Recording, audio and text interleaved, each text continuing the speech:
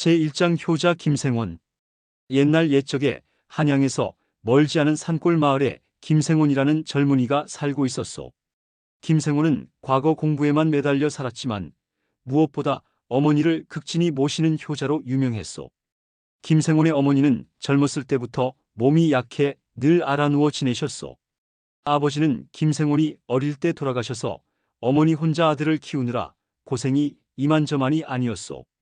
생원아, 어미는 이제 오래 살지 못할 것 같구나. 어머니, 그런 말씀 마세요. 제가 꼭 어머니를 낫게 해드릴게요. 김생원은 어머니의 병을 고치기 위해 온갖 방법을 다 써봤소. 한양의 명의를 모셔오기도 하고 좋다는 약재는 구하지 못할 것이 없었소. 하지만 어머니의 병은 나아지지 않았소. 오히려 날이 갈수록 더 심해져서 음식도 제대로 넘기지 못하게 되었소. 생원아, 과거 공부는 어찌 되었니? 걱정 마세요, 어머니.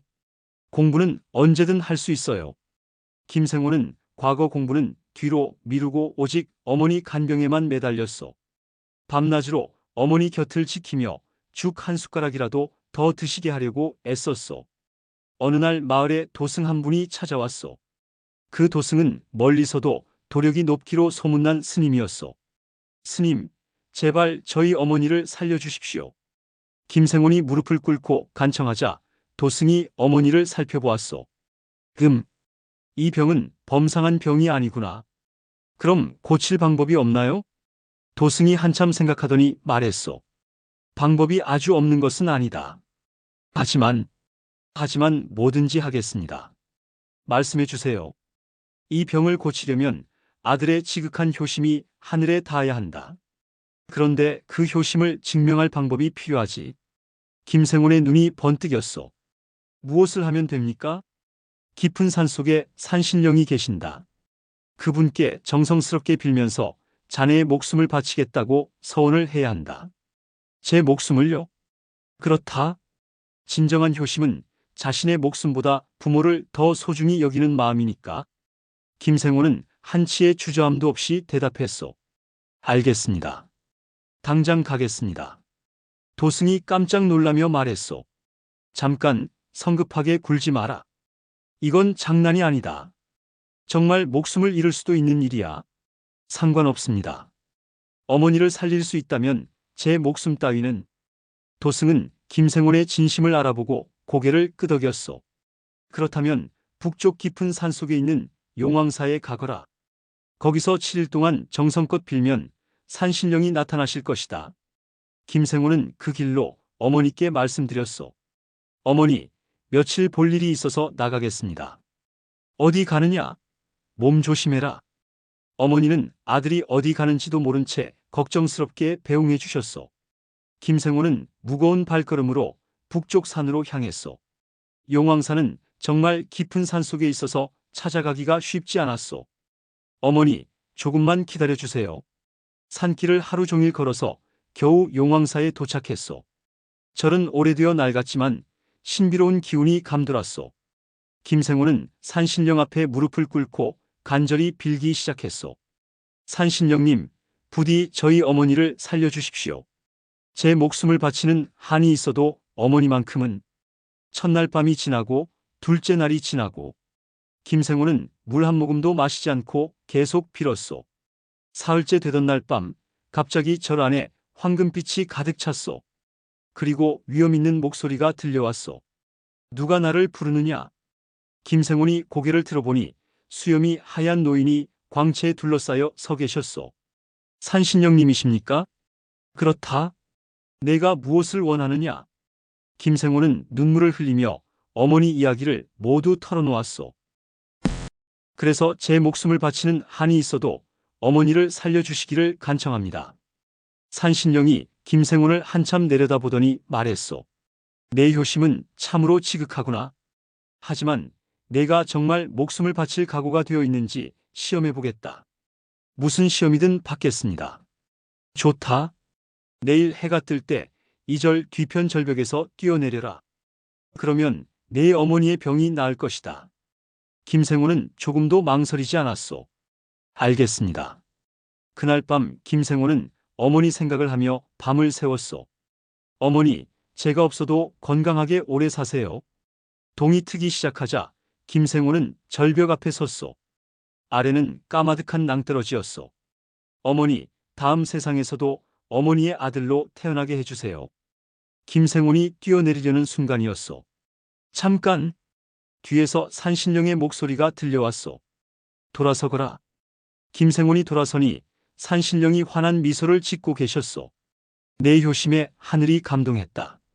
정말 뛰어내릴 필요는 없다. 그럼 어머니는? 걱정 마라. 내 어머니는 이미 병이 나았다. 산신령이 손을 흔들자 공중에 김생훈의 집이 보였소. 어머니가 침상에서 일어나 밥을 드시고 계셨소. 어머나, 정말로? 그렇다. 내 지극한 효심이 기적을 만들어낸 것이다. 김생훈은 기쁨에 겨워 눈물을 흘렸소. 감사합니다, 산신령님. 하지만 한 가지 조건이 있다. 무엇이든 하겠습니다. 앞으로 내가 살아가면서 다른 사람들에게도 효를 가르쳐라. 내가 받은 은혜를 세상에 나누어라. 네, 명심하겠습니다. 산신령이 사라지자 김생호는 급히 집으로 달려갔소. 정말로 어머니가 건강해져서 마당에서 빨래를 하고 계셨소. 어머니, 어머, 생호나, 어디 갔었니? 어미가 이상하게 몸이 좋아졌구나. 어머니, 정말 다행이에요.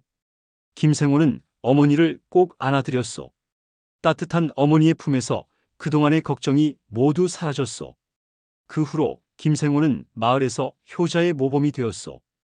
어머니를 극진히 모시면서도 다른 사람들에게 효의 중요성을 가르쳤소. 효란 거창한 게 아닙니다. 부모님께 따뜻한 말 한마디 드리는 것부터 시작하는 거예요. 마을의 젊은이들이 하나둘 김생훈을 찾아와 가르침을 받았소. 생훈님, 부모님이 너무 엄하셔서 힘들어요. 그 엄함 속에 사랑이 숨어 있단다. 한 번 더 생각해 보거라. 김생훈의 어머니도 아들 자랑이 대단했소.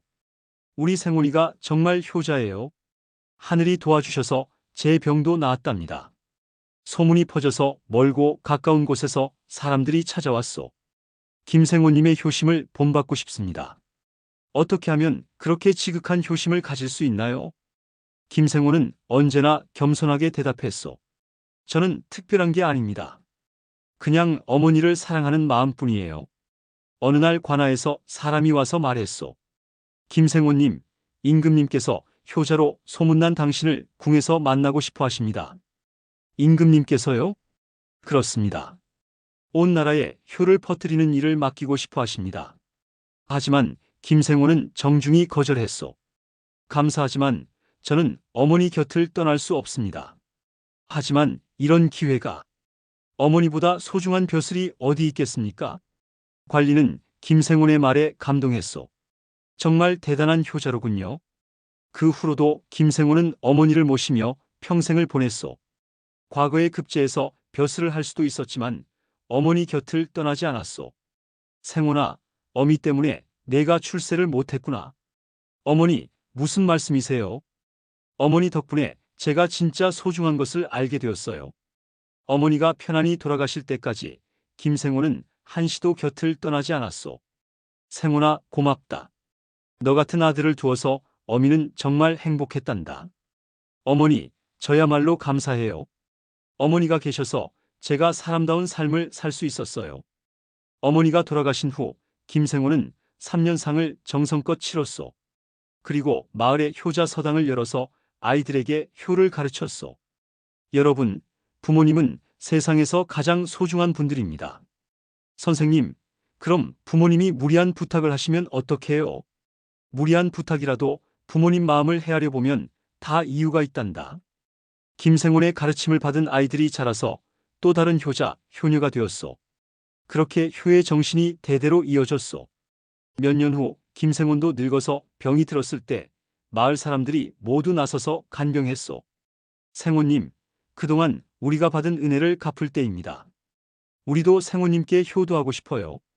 김생훈은 마을 사람들의 정성에 감동했소. 여러분 덕분에 제가 마지막까지 행복합니다. 김생훈이 세상을 떠날 때 온 마을 사람들이 슬퍼했소. 하지만 그가 남긴 효의 정신은 영원히 살아있었소. 김생훈님 같은 분이 계셔서 우리 마을이 축복받았다. 우리도 생호님을 본받아 부모님께 효도해야겠다. 그 후로 그 마을은 효자마을로 불리게 되었소. 온 나라에서 효자, 효녀들이 많이 나는 마을로 유명해졌소. 김생훈의 무덤에는 지금도 많은 사람들이 찾아와서 절을 한다고 하오. 특히 부모님이 아프신 분들이 와서 정성껏 빌면 효험이 있다고 전해지요. 그리고 그 산에는 지금도 산신령이 계셔서 진정한 효심을 가진 사람에게는 도움을 주신다고 하오. 여러분도 부모님이 살아계실 때 후회하지 않도록 효도하시기 바라오. 김생원처럼 목숨을 바칠 정도까지는 아니더라도 따뜻한 말 한마디, 관심 한 번이 부모님께는 큰 기쁨이 될 것이오. 제2장 별씨앗을 심은 농부. 옛날 옛적에 깊은 산골 마을에 춘삼이라는 농부가 살고 있었소. 춘삼이는 평생을 농사지으며 살아왔지만 유독 올해는 가뭄이 심해 땅이 갈라져 곡식 한 톨 제대로 연글지 못했소. 어찌하면 좋을꼬? 춘삼이는 메마른 밭을 바라보며 깊은 한숨을 내쉬었소. 그때 어디선가 맑은 목소리가 들려왔소. 농부야, 농부야. 걱정이 많구나. 춘삼이가 고개를 돌려보니 하얀 수염을 기른 노인 한 분이 지팡이를 짚고 서 계셨소. 옷차림도 범상치 않고 눈빛이 유독 반짝였소. 어르신, 이 가뭄에 농사가 되지 않아 걱정이 태산 같습니다. 노인은 고개를 끄덕이며 품속에서 작은 주머니를 꺼내셨소. 이것을 받아라. 별씨앗이니라. 별씨앗이라고요? 그렇다. 이 씨앗을 심으면 밤하늘의 별처럼 반짝이는 열매가 열릴 것이다. 하지만 조건이 있다. 춘삼이는 귀를 쫑긋 세웠소. 매일 밤 별에게 정성스럽게 소원을 빌어야 한다. 그리고 이웃과 나누어 먹을 마음을 가져야 하느니라. 노인은 그 말을 남기고 호련히 사라졌소. 춘삼이는 손에 든 주머니를 들여다보니 정말 별처럼 반짝이는 씨앗들이 들어있었소. 이상하긴 하지만 해볼 수밖에. 춘삼이는 그날 밤부터 별씨앗을 정성스럽게 심기 시작했소. 메마른 땅을 정성껏 파고 씨앗을 하나하나 심으며 하늘의 별들을 바라보았소. 별님들아, 이 가난한 농부의 소원을 들어주소. 이웃들과 함께 배불리 먹을 수 있도록 도와주소. 첫날 밤, 둘째 날 밤, 춘삼이는 매일 밤 변함없이 별에게 기도했소. 그런데 신기한 일이 일어났소. 씨앗을 심은 자리에서 푸른 싹이 돋아나기 시작했소. 일주일이 지나자 싹은 무럭무럭 자라 어른 키만큼 되었고 잎사귀마다 은빛 가루가 반짝였소. 마을 사람들이 하나둘 구경을 오기 시작했소. 춘삼아, 이게 무슨 작물이냐? 글쎄요, 저도 처음 보는 것이라. 한 달이 지나자 더욱 놀라운 일이 일어났소. 줄기마다 별 모양의 꽃이 피어났는데 그 꽃들이 정말 별처럼 반짝반짝 빛났소. 밤이 되면 들판 전체가 하늘의 별밭처럼 환했소. 이야, 장관이구나. 춘삼이네 밭이 별천지가 되었네. 마을 사람들은 신기해하며 매일 밤 춘삼이의 밭을 구경하러 왔소. 아이들은 별꽃을 보며 손뼉을 치고 어른들은 감탄사를 연발했소. 2달째 되는 날 드디어 열매가 맺기 시작했소. 별 모양의 노란 열매였는데 만져보니 따뜻하고 은은한 빛이 났소. 춘삼이는 조심스럽게 하나를 따서 맛보았소. 어머나! 입에 넣자 꿀보다 달고 향기로웠소. 게다가 하나만 먹어도 온종일 배가 부를 정도였소. 춘삼이는 노인의 말을 기억하며 마을 사람들을 불렀소. 여러분, 모두 와서 함께 드십시오. 춘삼아, 이걸 우리가 먹어도 되겠느냐? 당연하지요. 혼자 먹으려고 농사 지은 게 아니지 않습니까? 마을 사람들이 하나씩 따서 맛보니 모두가 깜짝 놀랐소. 맛도 맛이지만 먹고 나면 몸이 가뿐해지고 마음이 평안해졌소. 이런 신기한 열매가 다 있나? 춘삼이 덕분에 우리가 별의 선물을 받았구나. 그런데 며칠 후 이상한 일이 일어났소. 별 열매를 먹은 사람들의 집 마당에도 별씨앗이 자라기 시작한 것이었소.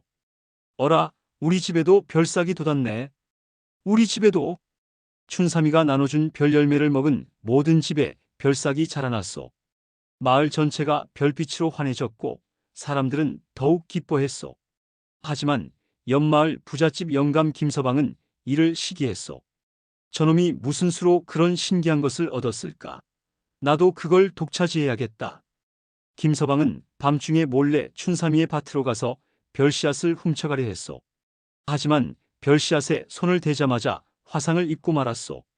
아야, 이게 뭐냐? 다음 날 아침 춘삼이는 밭에서 김서방을 발견했소. 김서방의 손은 퉁퉁 붓고 고통스러워했소. 김서방, 어찌 이런 일이? 춘삼아, 미안하다. 욕심이 나서 내 씨앗을 훔치려 했다. 춘삼이는 화를 내기는커녕 김서방의 손을 별잎으로 싸매주며 말했소. 욕심보다는 나누는 마음이 중요합니다. 별씨앗은 정성과 사랑이 있어야 자라는 법이에요. 김서방은 크게 깨달았소. 그 후로는 마을 사람들과 함께 별농사를 도우며 성실하게 살았소. 계절이 바뀌어 수확철이 되자 온 마을이 별빛으로 찬란했소. 춘삼이는 마을 사람들과 함께 별열매 잔치를 벌였소. 모두들 고맙습니다. 혼자였다면 이런 기적을 만날 수 없었을 겁니다. 무슨 말이냐, 춘삼아. 내가 나누어 주었기에 우리 모두가 행복한 것이다. 그때 또다시 그 신비한 노인이 나타났소. 농부야, 잘 해냈구나. 어르신, 정말 감사합니다. 너는 진정한 별씨앗의 주인이 되었다. 욕심 없이 나누는 마음, 그것이 바로 별씨앗이 자라는 비결이니라. 노인은 미소를 지으며 하늘을 가리켰소. 이제 이 별씨앗들이 온 세상에 퍼져나갈 것이다. 내가 심은 것은 씨앗이 아니라 사랑이었느니라. 그 후로 춘삼이의 마을은 별마을로 불리게 되었소. 멀고 가까운 곳에서 사람들이 별열매를 구하러 왔지만 춘삼이는 언제나 기꺼이 나누어 주었소. 별씨앗은 나누어 줄수록 더 많이 자란답니다. 그리고 별열매를 받아간 사람들의 마을에서도 하나둘씩 별빛이 피어나기 시작했소. 산 너머, 강 건너, 바다 건너까지 별의 축복이 퍼져나갔소. 춘삼이는 평생을 별농사꾼으로 살며 사람들에게 나누는 기쁨을 가르쳐 주었소. 그의 밭에서는 사계절 내내 별빛이 반짝였고 마을 사람들은 언제나 행복했소. 어느 날 춘삼이가 나이가 들어 병상에 누웠을 때 마을 사람들이 모두 모였소. 춘삼 할아버지, 우리는 할아버지를 어떻게 잊을 수 있겠어요? 별씨앗만 남겨주신 게 아니라 나누는 마음까지 가르쳐 주셨잖아요.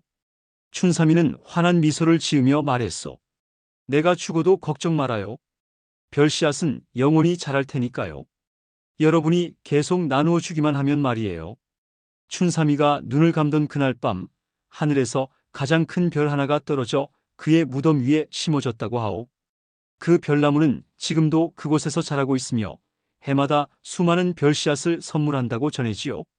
그리고 지금도 마음이 순수하고 나누기를 좋아하는 사람들에게는 어디선가 별씨앗이 날아와 마당에 심어진다고 하오. 여러분도 혹시 마당에서 반짝이는 싹을 발견한다면 그것은 춘비가 보내준 별씨앗일지도 모르오. 그때는 정성껏 키워서 이웃들과 함께 나누어 드시기 바라오. 그렇게 하면 여러분의 마을도 별빛으로 가득한 행복한 곳이 될 것이오. 제3장 하늘 우물의 비밀. 아주 먼 옛날 하늘 끝에는 커다란 우물 하나가 있었다고 하오. 그 우물은 구름 위에 떠 있어서 사람들 눈에는 보이지 않았지만 온 세상의 비는 모두 그 우물에서 나왔다고 전해지요. 우물을 지키는 것은 물방울 요정 방울이었소. 방울이는 손바닥만한 크기의 물방울처럼 투명하고 예뻤소. 매일 우물물을 정성스럽게 관리하며 세상 어디에 비가 필요한지 살펴보는 것이 그의 일이었소. 오늘은 어디에 비를 내려보낼까? 방울이는 구름 위에 앉아 아래 세상을 내려다보았소. 그런데 이상한 일이 일어났소. 평소보다 우물물이 크게 줄어든 것이었소. 어라? 우물물이 이렇게 적어졌네. 알고 보니 하늘나라에 큰 가뭄이 든 것이었소. 하늘에도 비가 내리지 않으면 우물물이 마르는 법이었소. 방울이는 걱정이 태산 같았소. 이러다가 우물이 바닥나면 세상에 비가 내리지 않게 될 텐데. 그때 우물 밑바닥에서 작은 목소리가 들려왔소. 방울아, 방울아. 방울이가 우물 안을 들여다보니 아주 작은 물방울 하나가 혼자 남아 있었소. 누구세요? 나는 첫방울이라고 한다. 이 우물의 첫 번째 물방울이지. 첫 방울은 손톱만큼 작았지만 유독 맑고 반짝였소. 첫방울님, 우물물이 다 말라가는데 어떻게 하면 좋을까요? 걱정 마라. 내가 특별한 방법을 알고 있다. 첫방울은 방울이에게 신기한 이야기를 들려주었소. 옛날에 하늘 우물이 처음 만들어질 때 옥황상 제님께서 특별한 힘을 주셨단다. 첫 번째 물방울이 진심으로 세상을 사랑하는 마음을 담아 떨어지면 그 자리에서 새로운 샘이 솟아난다고 하셨지. 정말이에요? 그렇다. 하지만 조건이 있다. 첫 방울이 떨어지는 곳에 정말로 물이 필요한 곳이어야 하고 그 물방울에는 순수한 사랑이 담겨 있어야 한다. 방울이는 아래 세상을 다시 살펴보았소. 여러 곳이 가뭄으로 메말라 있었소. 농부들은 하늘을 올려다보며 비를 기다리고 동물들은 목이 말라 헐떡거렸소. 그 중에서도 작은 산골 마을이 가장 심했소. 우물도 말라버렸고 시냇물도 바닥을 드러냈소. 할머니 한 분이 병든 손자를 위해 물을 구하러 다니고 있었소. 물 한 모금만 있으면. 할머니는 지팡이를 짚고 비틀거리며 마을을 돌아다녔지만 물 한 방울 구할 수 없었소. 이를 본 방울이의 마음이 아팠소. 첫방울님, 저기 할머니를 도와드려야겠어요. 그래, 그곳이 바로 첫방울이 가야 할 곳이구나. 첫방울은 우물에서 나와 방울이의 손바닥 위에 올라앉았소. 방울아, 나를 그 할머니에게 데려다 줄 수 있겠느냐? 물론이죠. 그런데 첫방울님이 떨어지면 어떻게 되는 거예요? 첫방울은 슬프면서도 따뜻한 미소를 지었소. 나는 사라질지도 모른다. 하지만 내가 사라지는 대신 많은 물들이 생겨날 것이다. 그것이 나의 진정한 소원이란다. 방울이는 첫방울을 소중히 품고 구름을 타고 아래로 내려갔소. 할머니는 여전히 물을 찾아 헤매고 있었소. 할머니, 제가 도와드릴게요. 방울이의 목소리는 할머니에게 들리지 않았지만 첫방울의 마음은 할머니에게 전해졌소. 할머니가 고개를 들어 하늘을 바라보았소. 하늘님, 이 늙은이의 소원을 들어주세요. 물 한 방울만. 바로 그때 첫방울이 방울이의 손에서 살며시 떨어졌소. 첫방울은 떨어지면서 점점 커지고 환하게 빛났소. 할머니, 손을 내미세요.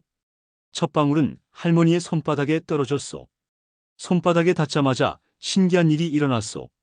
첫방울이 갑자기 한 바가지만큼 많아진 것이었소. 어머나! 하늘에서 물이! 할머니는 기뻐하며 물을 떠서 급히 집으로 달려갔소. 병든 손자에게 물을 먹이자 아이의 얼굴에 생기가 돌았소. 할머니, 이 물은 어디서 구하셨어요? 너무 달아요. 하늘님께서 주신 물이란다. 그런데 더 놀라운 일이 일어났소. 할머니가 첫방울을 떠온 그 자리에서 맑은 샘물이 콸콸 솟아나기 시작한 것이었소. 어라? 여기서 물이? 마을 사람들이 하나둘 모여들었소. 샘물은 끊이지 않고 솟아났고 맛도 달고 시원했소. 이게 어찌된 일이냐? 하늘님의 은혜로구나. 한편 하늘 우물에서는 더욱 신기한 일이 일어나고 있었소.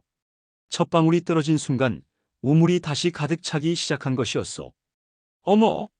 우물물이 다시 차오르네. 방울이는 깜짝 놀라며 우물을 들여다보았소. 우물 바닥에서 새로운 샘이 솟아나고 있었소. 그때 하늘에서 온화한 목소리가 들려왔소. 방울아, 잘했구나. 옥황상제님이신가요? 그렇다. 첫방울의 순수한 사랑과 너의 따뜻한 마음이 합쳐져 기적을 만들어냈구나. 옥황상제님께서 말씀하셨소. 진정한 사랑으로 나누어진 물 한 방울은 1000개의 샘보다 귀하다. 앞으로 이 우물은 영원히 마르지 않을 것이다. 그 후로 하늘 우물은 더욱 풍성해졌소. 방울이는 매일 정성껏 우물을 돌보며 세상 곳곳에 비를 내려보냈소. 그리고 첫방울은 사라진 것이 아니었소. 세상 모든 빗방울 속에 첫방울의 마음이 담겨있게 된 것이었소. 그래서 비가 내릴 때마다 사람들은 마음이 깨끗해지고 희망을 얻게 되었소. 특히 할머니가 사는 마을의 샘물은 신기한 힘이 있었소. 아픈 사람이 그 물을 마시면 건강해지고 슬픈 사람이 마시면 마음이 평안해졌소. 소문이 퍼져서 멀고 가까운 곳에서 사람들이 찾아왔지만 샘물은 절대 마르지 않았소. 오히려 더 많은 사람이 올수록 더 맑고 달아졌소. 이 샘물에는 특별한 힘이 있구나. 그러게 말이야. 마시면 마음까지 깨끗해지는 것 같아. 할머니는 사람들에게 말해 주었소. 이 물은 하늘의 첫방울이 변한 것이에요. 사랑하는 마음으로 나누어 마시면 더욱 좋답니다.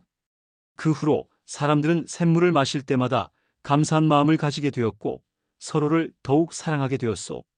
방울이는 구름 위에서 그 모습을 보며 흐뭇해했소. 첫방울님, 정말 좋은 일을 하셨어요. 바람에 실려온 첫방울의 목소리가 들려왔소. 방울아, 고맙다. 너 덕분에 내 소원이 이루어졌단다. 첫방울님은 어디에 계세요? 나는 이제 모든 빗방울 속에 있다. 비가 내릴 때마다 사람들과 함께하고 있단다. 그날 밤 하늘 우물에서는 아름다운 일이 일어났소. 우물물이 은빛으로 반짝이며 하늘 전체를 밝게 비췄소. 그것은 첫방울이 세상 모든 물방울과 하나가 되었다는 신호였소. 그 후로 비가 내릴 때면 사람들은 이상한 기분을 느꼈소. 빗방울 하나하나에 따뜻한 사랑이 담겨 있는 것 같았소. 아이들은 비를 맞으며 웃고 어른들은 비를 보며 감사해했소. 특히 가뭄이 들 때면 어디선가 신기하게 첫 빗방울이 떨어지곤 했소. 그 첫 빗방울이 떨어진 곳에는 반드시 단비가 내렸고 메마른 땅이 다시 생명력을 되찾았소. 방울이는 지금도 하늘 우물을 지키며 세상을 돌보고 있다고 하오. 그리고 첫 방울의 정신을 이어받아 항상 사랑이 담긴 비를 내려보내고 있다고 전해지요. 여러분도 비가 내릴 때 첫 번째 빗방울을 손으로 받아보시오. 그 속에는 분명 첫 방울의 따뜻한 사랑이 담겨 있을 것이오. 그 사랑을 느끼며 여러분도 주변 사람들에게 따뜻한 마음을 나누어 주시기 바라오. 그렇게 하면 여러분의 마음도 하늘 우물처럼 맑고 깨끗해져서 언제나 행복이 넘쳐날 것이오. 제4장 방귀쟁이 며느리. 옛날 옛적에 어느 마을에 점순이라는 처녀가 살고 있었소. 점순이는 얼굴도 예쁘고 마음씨도 착했지만 한 가지 큰 고민이 있었소. 바로 방귀를 자주 뀌는 것이었소. 부글부글 뽕. 점순이가 조금만 긴장하거나 놀라면 저도 모르게 방귀가 나왔소. 그것도 보통 방귀가 아니라 천둥 소리처럼 크고 냄새도 지독했소. 아이고, 또 그랬구나. 점순이는 얼굴이 빨개져서 어쩔 줄을 몰라 했소. 그래서 마을 처녀들과도 잘 어울리지 못하고 혼자 지내는 일이 많았소. 그런 점순이에게 중매쟁이 할매가 찾아왔소. 점순아, 좋은 혼처가 있단다. 할매, 저 같은 처녀를 누가 데려가겠어요? 말도 안 되는 소리. 옆마을 부잣집 큰아들 철수가 너를 보고 반했다더라. 점순이는 깜짝 놀랐소. 철수는 마을에서 제일 잘생기고 공부도 잘하는 총각이었소. 정말이에요? 그럼 거짓말하겠니? 어서 준비해라. 점순이는 기뻤지만 한편으로는 걱정이 태산 같았소. 혹시 시집가서 방귀 뀌는 걸 들키면 어떡하지? 점순이는 며칠 동안 방귀 참는 연습을 했소. 콩나물도 안 먹고 고구마도 안 먹고 심지어 숨도 조심조심 쉬었소. 이제는 괜찮을 거야. 드디어 혼례날이 되었소. 점순이는 예쁜 한복을 입고 가마를 타고 시댁으로 갔소. 온 마을 사람들이 구경을 나왔소. 와, 새 신부가 참 예쁘네. 철수 참 복이 많구나. 시댁에 도착하자 시어머니가 나와서 맞아주었소. 어서 오너라, 우리 며느리야. 시어머니는 무척 엄하기로 소문난 분이었소. 점순이는 긴장한 나머지 배에 가스가 차기 시작했소. 꾸르륵. 어머, 배가 고프구나. 어서 들어가서 밥 먹어라. 혼례상이 차려져 있었는데 콩나물, 무나물, 고구마까지 모두 가스 차는 음식들이었소. 점순이는 냉큼 먹고 싶었지만 참았소. 며느리야, 왜 안 먹느냐? 아, 네. 너무 긴장해서 입맛이. 그럼 안 되지. 우리 집 며느리는 밥을 잘 먹어야 한다. 시어머니가 강권해서 점순이는 할 수 없이 조금씩 먹었소. 그런데 문제가 생겼소. 음식을 먹을수록 배에 가스가 더 찼소. 부글부글. 점순이는 식은땀을 흘리며 필사적으로 참았소. 그런데 시어머니가 갑자기 큰 소리로 말했소. 며느리야, 내일부터 새벽에 일어나서 밥 짓고. 뽕. 깜짝 놀란 점순이에게서 방귀가 터져나왔소. 그것도 지금까지 뀐 것 중에 가장 큰 소리로. 온 집안이 조용해졌소. 시어머니는 눈을 동그랗게 뜨고 철수는 입을 벌리고 시아버지는 수염을 만지작거렸소. 이게 뭐냐? 시어머니가 버럭 소리쳤소. 점순이는 얼굴이 빨개져서 땅속으로 들어가고 싶었소. 죄송합니다. 죄송하긴. 첫날부터 이런 몰상식한. 그런데 그때 시아버지가 웃음을 터뜨렸소. 하하, 이거 참 재미있구나. 여보, 뭐가 재미있다는 거요? 아니야, 생각해보게. 우리 며느리가 얼마나 솔직한가. 다른 며느리들은 꾸며대고 가식적인데 우리 며느리는 천진난만하잖아. 시아버지의 말에 철수도 고개를 끄덕였소. 아버지 말씀이 맞습니다. 점순이가 꾸밈없이 솔직해서 더 좋은 것 같아요. 하지만 시어머니는 여전히 화가 나 있었소. 그래도 집안에서 방귀를 뀌다니. 그날 밤 점순이는 방에서 혼자 울었소. 어떡하지? 벌써부터 시어머니에게 미움을 받았네. 다음 날 아침 점순이는 일찍 일어나서 밥을 지으려 했소. 그런데 부엌에서 또 문제가 생겼소. 뽕뽕. 아침 찬바람에 놀란 점순이가 또 방귀를 뀌었소. 그 바람에 부뚜막에 불이 확 살아났소. 어머나! 시어머니가 부엌으로 달려왔소. 무슨 일이냐? 죄송해요. 그런데 시어머니가 부뚜막을 보고 깜짝 놀랐소. 어라? 불이 이렇게 잘 타네? 평소에는 불 떼기가 힘들어서 고생했는데 점순이의 방귀 바람 때문에 불이 활활 탔소.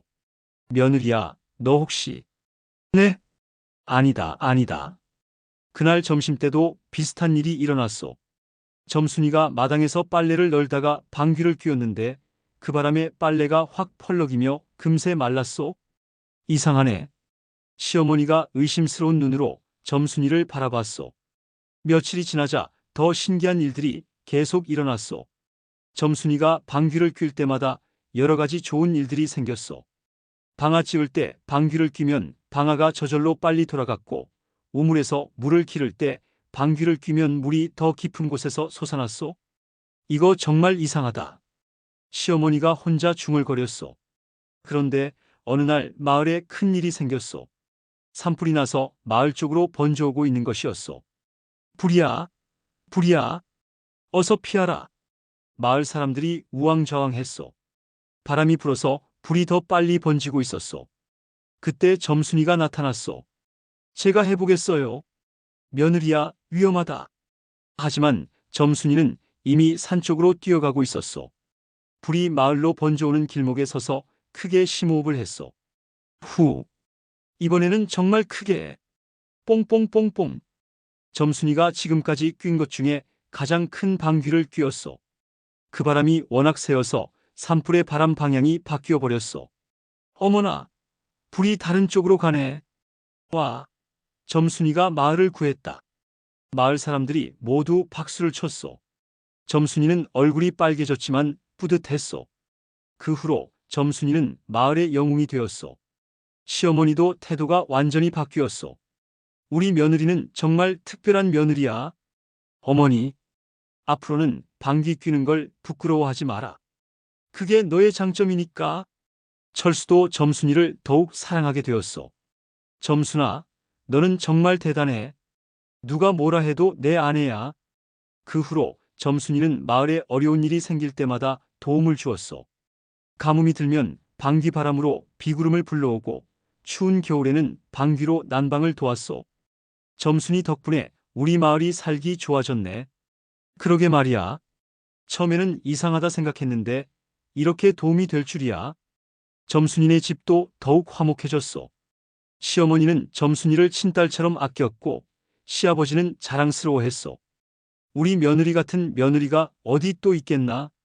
어느 날 이웃 마을에서 사람들이 찾아왔소. 점순이 댁이 어디인가요? 왜요?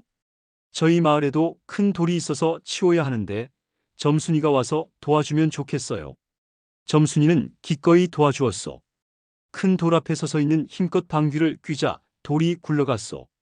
와, 정말 대단해요. 소문이 퍼져서 멀고 가까운 곳에서 사람들이 점순이를 찾아왔소.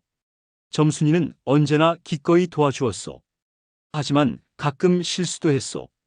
한 번은 방귀를 너무 세게 뀌어서 지붕에 기와가 날아간 적도 있었소. 어머나, 미안해요. 괜찮습니다. 어차피 기와 갈아야 했거든요. 사람들은 점순이의 실수도 너그럽게 봐주었소. 점순이는 자신의 단점이라고 생각했던 것이 실은 남을 도울 수 있는 특별한 능력이라는 걸 깨달았소. 사람은 누구나 특별한 점이 있는 것 같아요.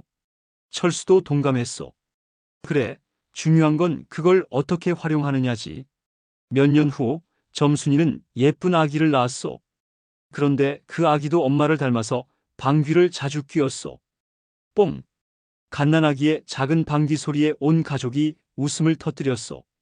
우리 손자도 할머니, 엄마를 닮았구나. 시어머니가 기뻐하며 아기를 안았소. 이 아이도 자라서 마을을 도와줄 거야. 점순이는 아기를 바라보며 생각했소.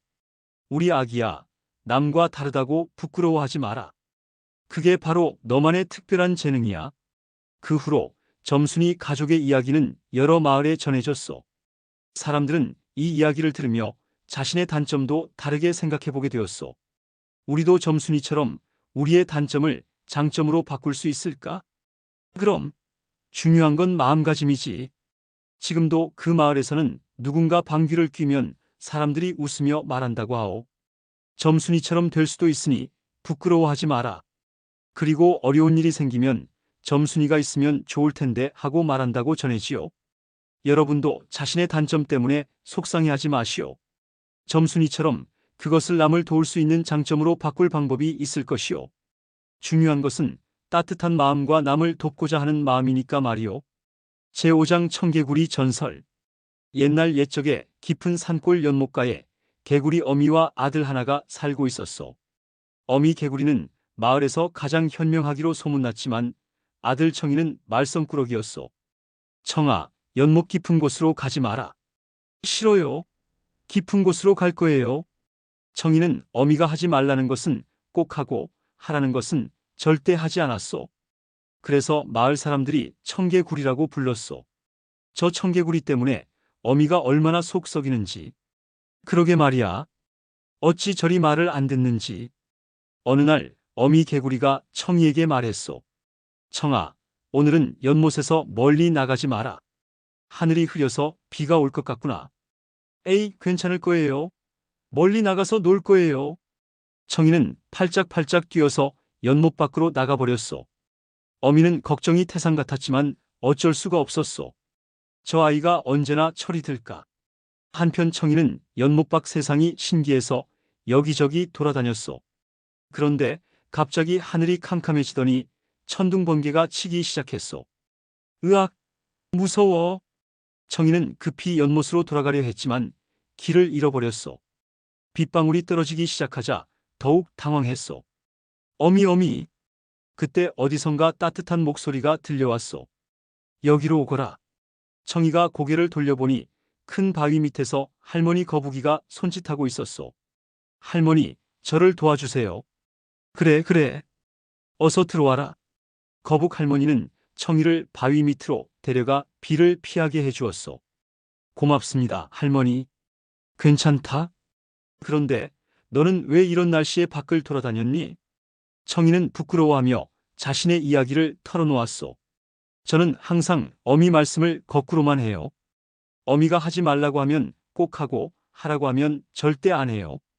거북 할머니는 고개를 끄덕였소. 그래서 청개구리라고 불리는구나. 네. 저도 모르겠어요. 왜 자꾸 거꾸로 하게 되는지. 그건 내가 아직 어미의 진짜 마음을 모르기 때문이란다. 어미의 진짜 마음이요? 거북 할머니가 천천히 말했소. 어미가 하지 말라고 하는 것은 널 걱정해서이고 하라고 하는 것은 널 사랑해서란다. 그런데 너는 그 마음을 몰라보고 있구나. 청이는 처음으로 깊이 생각해 보았소. 그동안 어미가 저를 혼낸 게 아니라 걱정해 주신 거였구나. 비가 그치자 청이는 거북 할머니에게 인사를 드리고 집으로 돌아갔소. 어미 개구리는 밤새 연못가에서 청이를 기다리고 있었소. 청아, 어디 갔었니? 걱정했다. 어미의 눈가에는 눈물이 고여 있었소.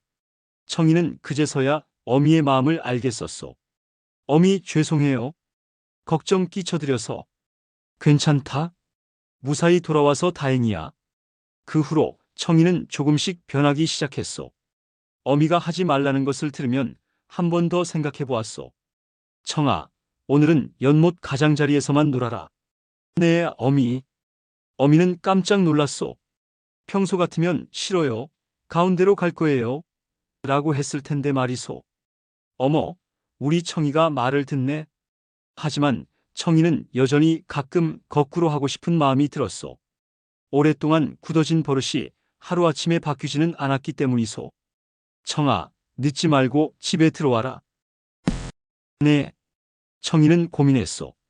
거꾸로 하고 싶은 마음과 어미 말씀을 들어야겠다는 마음이 싸웠소. 결국 청이는 늦게 들어왔지만 어미에게 솔직하게 말했소. 어미 죄송해요. 아직도 가끔 거꾸로 하고 싶어져요. 어미는 청이를 따뜻하게 안아주었소. 괜찮다. 천천히 바뀌면 된단다. 어미는 기다릴 수 있어. 그런데 며칠 후 마을에 큰 가뭄이 들었소. 연못물이 점점 말라가기 시작했소. 이러다가 연못이 바닥날 것 같은데 어떡하지? 우리가 살 곳이 없어진다. 개구리들이 모여서 걱정스럽게 이야기했소. 그때 연못 제일 깊은 곳에서 늙은 개구리 한 마리가 나타났소. 여러분, 제가 좋은 소식을 가져왔습니다. 무슨 소식인가요? 산 너머에 큰 호수가 있습니다. 거기로 이사를 가면 됩니다. 개구리들이 기뻐했지만 문제가 있었소. 그 호수까지 가려면 높은 산을 넘어야 했는데 어린 개구리들은 그 먼 길을 갈 수 없었소. 어린 것들은 어떡하지? 큰일이네. 그때 청이가 나섰소. 제가 어린 개구리들을 데리고 가겠어요. 청아, 너무 위험하다. 어미가 걱정했지만 청이는 의지가 굳었소. 어미, 이번만큼은 제가 옳다고 생각해요. 제가 제일 힘이 세니까 어린 것들을 도울 수 있어요. 어미는 청이의 진심을 느꼈소. 이번에는 거꾸로 하려는 게 아니라 정말 남을 위하는 마음이었소. 그래, 알겠다. 하지만 조심해야 한다. 네, 어미. 청이는 어린 개구리 10마리를 등에 업고 산길을 오르기 시작했소. 길이 험하고 멀었지만 청이는 포기하지 않았소. 형, 힘들지 않아? 괜찮아. 조금만 더 가면 돼. 산을 넘는 도중에 비가 내리기 시작했소. 어린 개구리들이 떨어질까봐 청이는 더욱 조심스럽게 걸었소. 형, 고마워. 우리 형이 최고야. 어린 개구리들의 고마운 말을 들으니 청이의 마음이 따뜻해졌소. 드디어 새로운 호수에 도착했을 때 다른 개구리들이 모두 박수를 쳤소. 청이 덕분에 우리가 모두 살았다.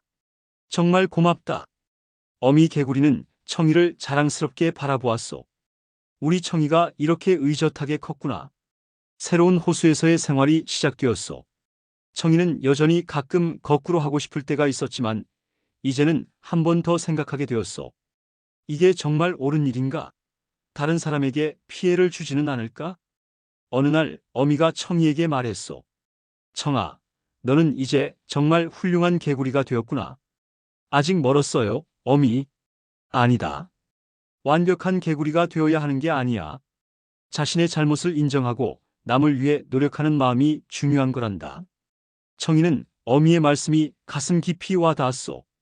그 후로 청이는 호수에서 다른 개구리들을 도우며 살았소. 가끔 어린 개구리들이 말을 안 들을 때면 자신의 이야기를 들려주었소. 너희들, 내가 어렸을 때 이야기를 들려줄까? 네, 듣고 싶어요. 옛날에 내가 청개구리라고 불렸을 때가 있었단다. 청이는 자신의 경험담을 통해 어린 개구리들에게 어른들의 말씀을 들어야 하는 이유를 알려주었소. 어른들이 혼내는 건 미워해서가 아니라 사랑해서야. 와, 청이 형 정말 깨달았구나. 몇 년이 지나 어미 개구리가 나이가 많이 들어 몸이 약해졌소. 청이는 정성껏 어미를 돌보았소. 청아, 고맙다. 내가 이렇게 효자가 될 줄이야. 어미, 그동안 저 때문에 고생 많으셨어요. 아니야. 내가 있어서 어미는 행복했단다. 어느 날 어미가 청이를 불렀소. 청아, 어미가 죽으면 연못가 산소에 묻어다오. 청이는 깜짝 놀랐소. 개구리들은 보통 물가에 묻는 것이 관습이었는데 산소는 너무 멀었소. 어미, 왜 산소예요? 물가가 더 가까운데? 산소가 좋단다. 거기서 너희들을 내려다볼 수 있을 것 같아서. 청이는 어미의 진짜 뜻을 생각해 보았소. 혹시 어미가 거꾸로 말하는 건 아닐까? 사실은 물가에 묻어달라는 게 아닐까? 하지만 이번에는 다르다는 생각이 들었소. 어미의 눈빛이 진심이었소. 알겠어요, 어미. 산소에 모시겠어요. 며칠 후 어미가 돌아가셨을 때 청이는 약속대로 산소에 정성껏 무덤을 만들어 드렸소. 그런데 이상한 일이 일어났소. 무덤을 만들고 나서 큰 비가 내렸는데 산소에 흙이 쓸려 내려가는 것이었소.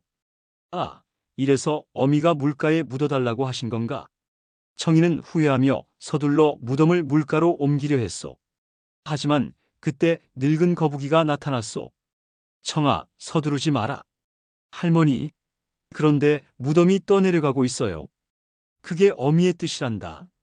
어미의 뜻이요? 거북 할머니가 설명했소. 내 어미는 마지막에 진짜 마음을 말씀하신 거야. 평생 너 때문에 고생했지만 내가 사는 곳 가까이 계시고 싶다고 말이야. 청이는 그제서야 깨달았소. 어미는 거꾸로 말한 게 아니라 정말로 산소를 원했던 것이었소. 하지만 비 때문에 무덤이 괜찮다? 흙이 떠내려가서 호수에 섞이면 어미가 영원히 너희와 함께하게 되는 거야. 정말로 어미의 무덤 흙이 호수에 섞이자 호수물이 더욱 맑고 깨끗해졌소. 그리고 그 해부터 호수에는 더 많은 생명체들이 살게 되었소. 청이는 매일 호수를 바라보며 어미를 그리워했소. 어미, 저 이제 정말 철이 들었어요. 거꾸로 하지 않고 정말 옳은 것이 무엇인지 생각해서 행동할게요. 그 후로 청이는 호수에서 가장 존경받는 개구리가 되었소. 어린 개구리들이 말을 안 들을 때면 청개구리 이야기를 들려주며 교육했소. 여러분, 어른들의 말씀에는 다 이유가 있어요. 무작정 거꾸로 하기보다는 왜 그런 말씀을 하시는지 생각해 보세요. 지금도 그 호수에는 청이의 후손들이 살고 있다고 하오. 그리고 비가 올 때면 개구리들이 더욱 큰 소리로 울어서 어미 개구리의 사랑을 기억한다고 전해지요. 여러분도 부모님이나 어른들이 뭔가 말씀하실 때 한 번 더 생각해 보시오. 그 속에는 여러분을 사랑하는 마음이 담겨 있을 것이오. 청개구리처럼 거꾸로만 하지 말고 그 마음을 헤아려 보시기 바라오.